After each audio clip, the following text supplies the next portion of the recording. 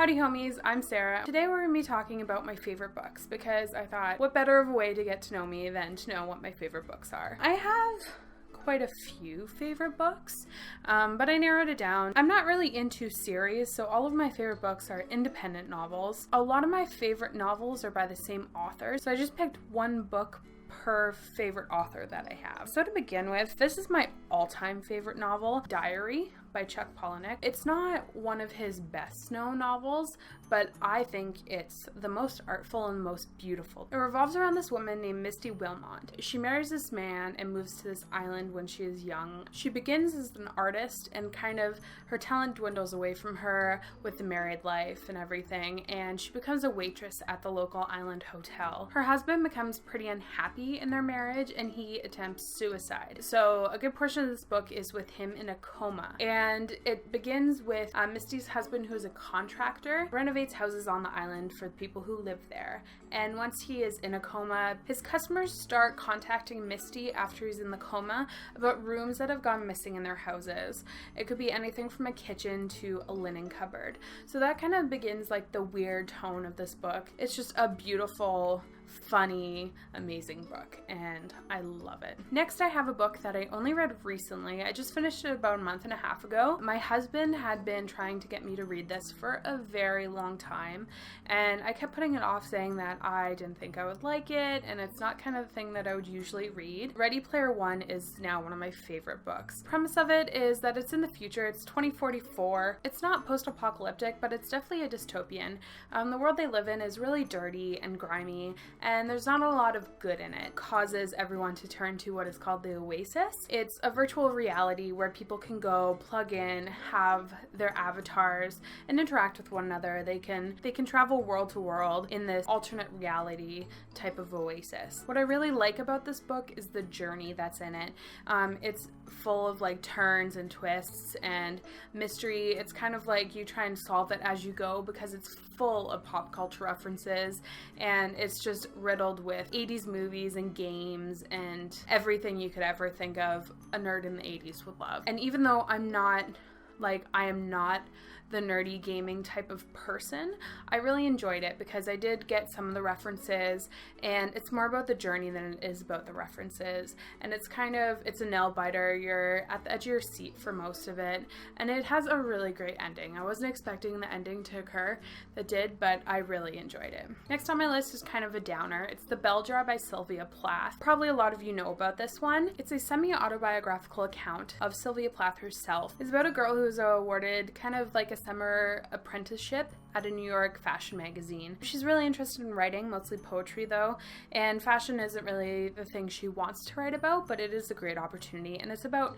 her going to New York and everything that follows that, her few suicidal attempts. It's just a really good book about decisions and coming of a certain age where you have to make decisions that will alter your life and how that can affect you in good and bad ways. It is a really sad novel. It's pretty depressing, but I mean, her life was, and I really loved it because I am a big Sylvia Plath poetry fan, so for me, it reflected a lot on her poetry style, and I got to know her poetry more through reading this book. And as you see, I have read it many times. Like, the front and back covers are essentially missing. I've been reading it so much. I love it. I read it about once a year. It is a very good novel. Next is Space Chronicles by DeGrasse Tyson. If you don't know, I am a very big nonfiction fan, almost as much as I am a fiction fan. I tend to read one fiction and one nonfiction novel at the same time at all times. I keep one in my bag and one in my home. And this is one of my favorite nonfiction novels because I am a big fan of space and physics and theories about the universe. But I'm not a scientist or a physicist or a mathematician or anything.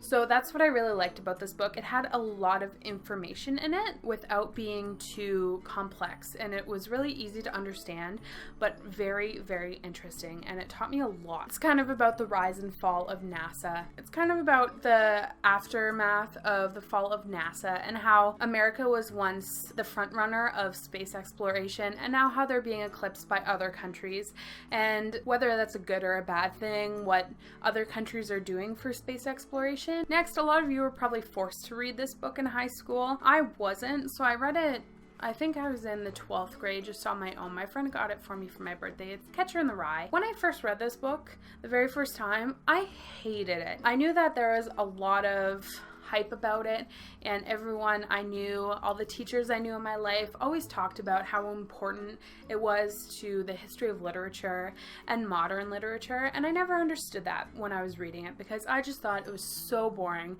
and I was waiting and waiting and waiting for something to happen in this book until I got to the last page, and I was just completely devastated because I hated it. I didn't enjoy any single part of this book when I read it for the first time. Maybe because I was a bratty kid that liked, I liked vampire books and stuff. But after I read it 2 years out of high school, and I fell in love with it. Not only did I understand it more, but I had read other literature about this book, and it opened my mind to what it was really about and how important it actually is. For those of you who didn't like this in high school or are avoiding reading it because you think it might be boring, I would suggest reading it from a different angle and kind of looking more at what it is about than what is in it, because it doesn't have a lot of substance, but it does in the undertones. You really have to kind of read between the lines and explore everything that happens in this book to really understand what it's about. Next it's a very close second to my all-time favorite book. It is Ubik by Philip K. Dick. Philip K. Dick is probably one of my favorite writers. I'm not a huge science fiction fan. There's a few authors I really like and the odd book, but I think Philip K. Dick is really the front runner of science fiction, and I think he's overlooked a lot of the time. His books are amazing. They're not necessarily about science fiction. They're more about challenging reality, which I really like. Once you know a lot more about him, you get to enjoy his books more, because he has a lot of themes in his books, a lot of symbols that are really important and are really interesting. It's about a group of anti-psychics who get sent basically on a mission to protect those who want to be protected from psychics, because they're anti-psychics. And on the way there, they get into a crash, and their boss gets put into a cryogenic chamber, and after that, a lot of weird things start happening to them. They start seeing their boss on back of coins, poems written on walls, that type of thing, and the world starts to kind of fall apart around them. And it is a very good book about challenging reality and making sure you really know what you're seeing. It also has super great themes about consumerism and product advertisement. Ubik is a product in it in several forms, and you kind of get to figure out how that ties in over the course of the entire book. As you see, I have annotated the crap out of this book. I have written essays on this book, essays on Philip K. Dick. I think he is truly revolutionary. Unfortunately, he has passed away.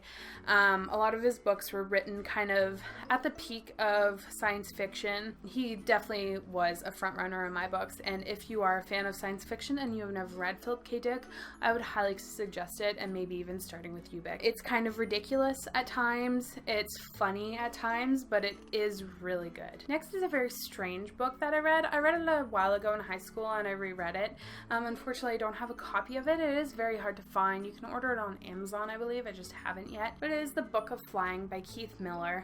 It is a really poetic, beautifully written book. It is about love and poetry and music and just all the beautiful things in life. This book was kind of what pushed me towards liking books more and liking poetry more, and really having a taste for poetry and the arts and looking for more beauty in life. If you can find this book, I would highly suggest reading it. Book of Flying is a really beautiful book. It's about a man who is a librarian. I believe his name is Pico, and he falls in love with this girl who he is forbidden to be with. She has her wings and he does not, so he is not allowed to be with her. So this book is about the journey of him hearing about a place that he can go to gain his wings. So on this journey, he meets a whole bunch of different people. He discovers a lot of beautiful things, and a lot of it is about changing yourself almost to be with a person you love, and whether that's a good or a bad thing, and whether it's more about the journey that you go on to be there rather than actually changing yourself for a person. Last on my list is a newer book. It is a great Canadian novel, and I wish it was around when I was in high school and I had to write essays about Canadian novels. This book kind of puts some Canadian literature to shame. It is called Lullabies for Little Criminals by Heather O'Neill. It is a really great book. It is about a 13-year-old named Baby. She's kind of stuck in the in-between, whether she's a child or an adult. She's getting pulled slowly into the adult world. She lives in Montreal, and I believe it's in the 80s or 90s, I think more than 90s, I believe, in Montreal, and parts of Montreal in the 90s or 80s or whatever weren't very sought after. They weren't so nice downtown, and this has to do a lot with that. A lot of prostitution, drug abuse, physical abuse, emotional abuse, and how this 13-year-old girl who doesn't have a mother has to deal with that. You can find me on Goodreads and Twitter. If you have any book suggestions for me, you can tweet them to me or leave them in the comments below, and I would love to check them out. Thank you so much for watching, and I hope to see you again.